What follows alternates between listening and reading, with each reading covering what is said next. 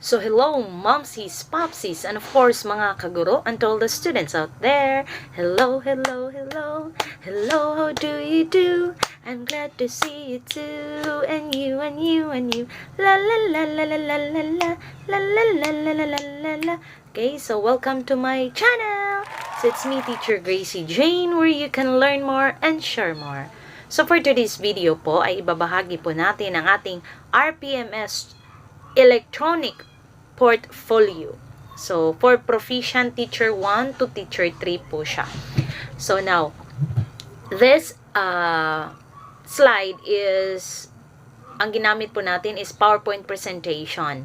And, as you can see later, more on my MOV, ay wala po siyang laman. It's because, hindi na po natin kunan ng picture. At the same time, by the way, I'm done with my Ipcrf. No, na-rate na po ang ating Ipcrf with the help also of our portfolio and the MOVs. So, the link po ay ilalagay po natin sa description box so that you can download automatically. Again, free po download natin. And I will put the link for the PDF file and for the PowerPoint presentation. Now, most of the videos na aking ibabahagi with regards to the paperworks and mga needed natin as teachers ay nakalink po siya. So, automatic, you can download. Just click nyo lang po ang show more. Okay, so let's proceed. Now, with this is, you can edit this one later for the link na ibabahagi po natin. You can edit all this. No? And, if you notice, meron pong mga logo ang ating file. Credit to the owners at the same time. Okay, so I hope makatulong po siya. So, let's start here. Now, table of contents, you can edit this one, whatever you like. And here, this is for 2020-2021. Again, for Proficient Teacher 1 to 3. Now, here, nakalink po siya, automatic po, connected to KRA. KRA 1, KRA 2 to 5. So, ayan po ang ating KRA, Content Knowledge and Pedagogy. So, Objective 1, we have Applied Knowledge of Content within and across curriculum teaching areas. So, we will look for the MOV, kung ano bang kailangan nating i-prepare for our Objective 1. So, let's have the MOV. So, Classroom Observation Tool, COT Rating Sheet, or Enter Observer Agreement Form. Now, meron po ako, kaso hindi ko po nalagay dito kasi yun, nandun na po sa aking folder for my hard copy. Now, I just want to put something here para malagyan din siya because this one is my lesson plan na ginagamit po natin. No, including the PowerPoint presentation, screenshot ko lang, and then the rubrics, of course. Okay. Then, my quizzes, my videos na ginamit. So, again, meron akong i-link ilalagay. So, kayo nang bahala kung anong ilagay ninyo dito. Naka-space na po yan. For Objective 2, ensure the positive use of ICT to facilitate the teaching and learning process. We have the MOV for Objective 2. So, any supplementary material in print, digital format made by the RATI and used in the lesson delivery. So, if you have activity sheets, one lesson from locally crafted self-learning module, lesson plan or DLP or daily lesson log or WHLP, you can use all those. You also have video lesson, audio lesson, and other learning materials. So, you can use all those things. So, this one is the example. Lesson plan, yun pong ginamit po natin. Okay? Then, if you have more, you can add more. This one, the video lesson. Then, for Objective 3, we have applied a range of teaching strategies to develop critical and creative thinking, as well as other higher order thinking skills. For MOV na kailangan natin gamitin, or i-attach is same with the MOV2. Ayan, balik na lang po siya. Okay, now, for this part, I'm going to click back because again, nakalink po siya automatic since we're done with KRA 1. So, let's proceed to KRA 2. Ayan, again, nakalink na po siya. And for KRA 2, we have diversity of learners and assessment and reporting. Then we have Objective 4, establish a learner-centered culture by using teaching strategies that respond to their linguistic, cultural, socioeconomic, and religious backgrounds. Okay, so let's have the Objective 4. Any supplementary, same with MOV 3 and 2. So, ayan. So, you can add more at the same time. So, ayan, may mga videos na din.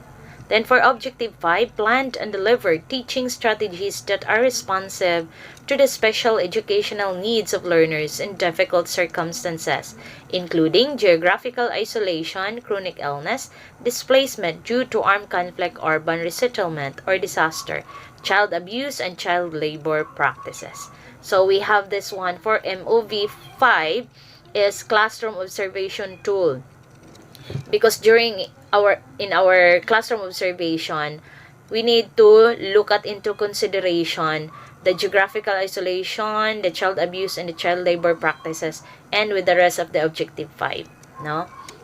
So, yun yung basihan po din ng mga rater kung nasang-ayon ba dito sa Objective 5 during your demo or classroom observation. So, ayan po, in-attach ko lang ang aking lesson plan and all my instructional materials. Okay, for Objective 6, use strategies for providing timely, accurate, and constructive feedback to improve learner performance. So we have Objective MOV for Objective 6, evidence that highlights providing accurate and constructive feedback to improve learner performance and that shows timeliness of the feedback given to any of the following. So, activity sheet, performance task, portfolio, quiz or test, self-learning module. So, if you have a hard copy on this, because I have already passed my portfolio, if you have all this, you can provide or you can attach. So, example, you have a portfolio na pinapasa po sa inyong mga student with the constructive feedback that will of course improve the learning performance. Yun, pwede nyong i-attach. And the quiz or test na chinikan nyo na po. Okay. So, I have here this one. Again, I'm done with my Ipcrf and narrate na po siya. And later, sa next video po, ibabahagi po natin kung paano ba mag-fill in ng Ipcrf with using the prescribe po sa DepEd. Yung may mga password na kailangan ilagay.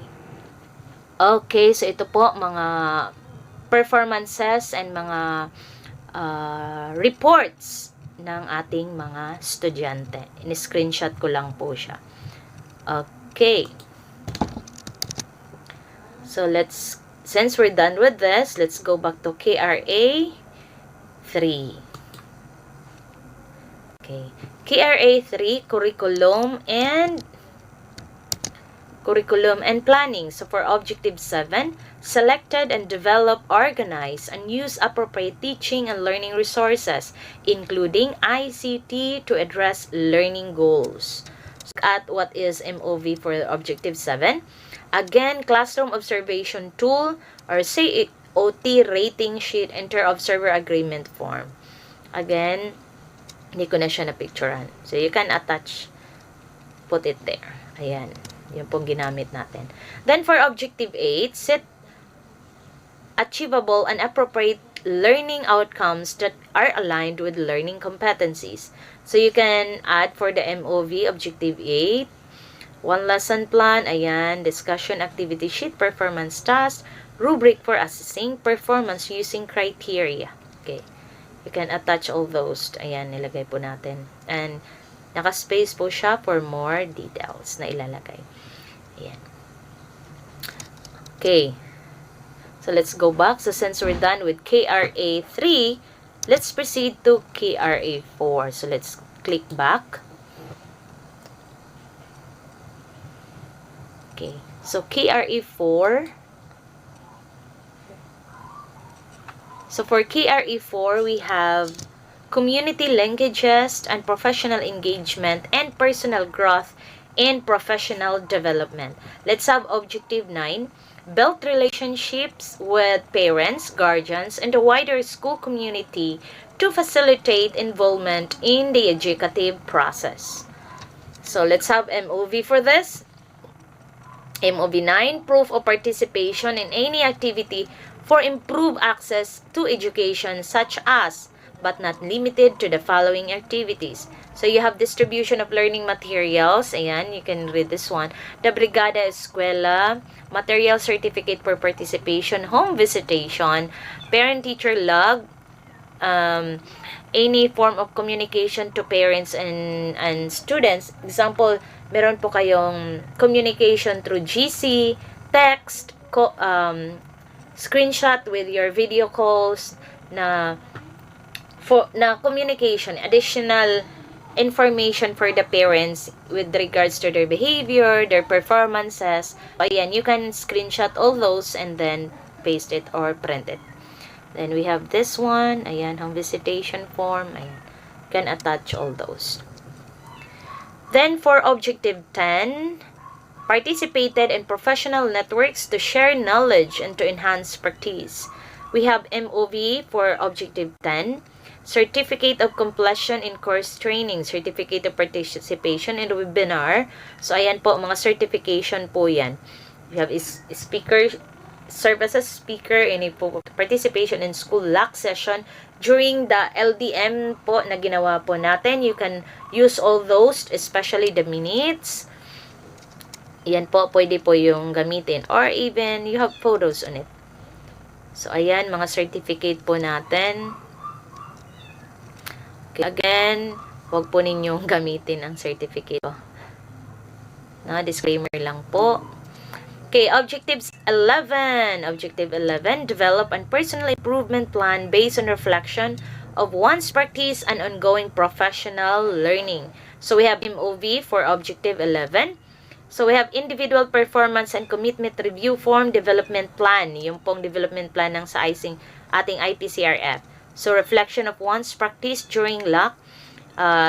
If you have, yun yung pong sa LDM natin. Then, at the same time, if you have the NSET reflection, you can use all those for as a proof. Then, if the attendance, of course. Yun, then any learning materials. Okay. Ayan, mga certificate.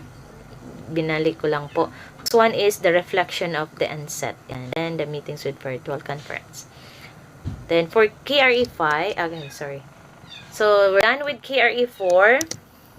Let's go back to let's have KRE5. Ayan po.